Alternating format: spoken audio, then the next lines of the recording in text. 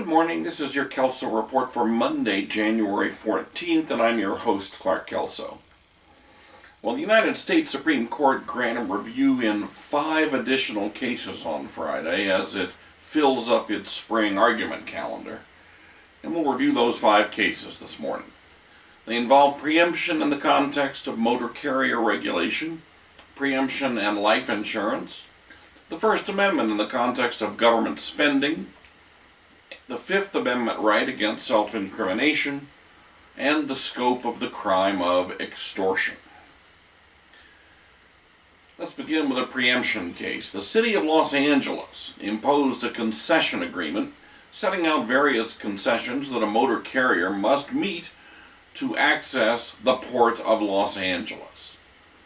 In response, the American Trucking Association sued, alleging that the requirements were preempted by the broad preemption provision contained in the Federal Aviation Administration Authorization Act of 1994. The Ninth Circuit held that the requirements were not preempted, in part because the court held the municipality was a market participant in imposing the concession requirements instead of acting in a government capacity, and was therefore not subject to the preemption clause. The Ninth Circuit read into the clause a market participant exception that was not there explicitly. The Supreme Court granted review in American Trucking Association versus City of Los Angeles to test the validity of this market participant exception under the statute. My guess is that the court will decide the city was still acting in a governmental capacity and that its requirements are preempted, and that there is no implied market preemption doctrine in the statute. Next, we had a preemption case involving life insurance. Virginia state law provides that a life insurance policy's revocable beneficiary designation, naming a then spouse, is deemed revoked upon the entry of a final decree of divorce. Sensible enough provision. But the federal employees group life insurance law provides that the proceeds of a policy under the federal law for a federal employee should be paid to the beneficiaries properly designated by the employee, and if none, then to the widow of the employee.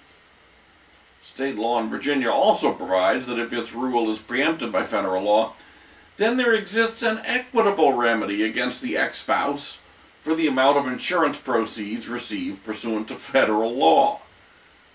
Well, there is a substantial conflict between state and federal circuits whether this equitable remedy is also preempted by federal law. This is a common problem around the country. The Supreme Court has taken the case of Hillman versus Moretta to resolve the conflict. Now, it looks to me on the surface like this equitable remedy has been specifically designed to circumvent the federal law. So I predict the court will hold that the remedy is also preempted. Next, we have a case involving First Amendment and government spending. The United States Leadership Against HIV/AIDS, Tuberculosis, and Malaria Act of 2003 requires an organization to have a policy explicitly opposing prostitution and sex trafficking in order to receive federal funding to provide HIV and AIDS programs overseas. This is our main overseas AIDS program.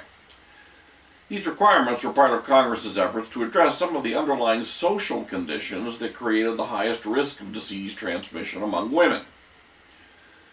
Well, the lower courts held that the requirements were content and viewpoint-based and could not survive strict scrutiny. The Supreme Court's granted review in AID versus Alliance for Open Society. Now, my guess here, it's a close case, but my guess is we're going to see a reversal.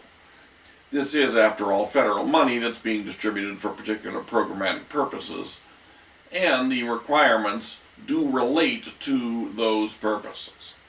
I don't think we'll see strict scrutiny applied because it's federal money. Next, we have a case involving the right against self-incrimination. State and federal courts are seriously split over whether pre-arrest, pre-Miranda silence is protected by the Fifth Amendment's right against self-incrimination. Those courts holding that such silence is not protected by the Fifth Amendment permit prosecutors to comment on the defendant's silence, regardless of whether the defendant has testified. The Supreme Court has granted review in Salinas versus Texas to resolve this split of authority. My guess on this one is that the court will side with those courts holding that the Fifth Amendment does not protect such silence. It's obviously one thing to comment on a defendant's silence when confronted with government law enforcement agents who are pressing for information. But it's quite another when a defendant is completely silent without the presence of government compulsion in circumstances where some type of statement might reasonably be anticipated. Finally, we have a cert grant in a criminal law case involving extortion.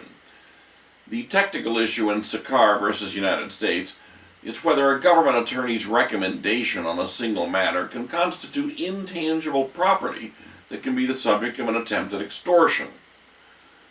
The issue arose when a government attorney drafted an internal memorandum recommending against investing state pension funds in a certain company. The owner of that company discovered the recommendation and then sent 3 emails to that attorney threatening to disclose a supposed affair the attorney was having with another government employee in the same office. The emails were ultimately traced back to a computer in the defendant's home, and he was charged and convicted of attempted extortion.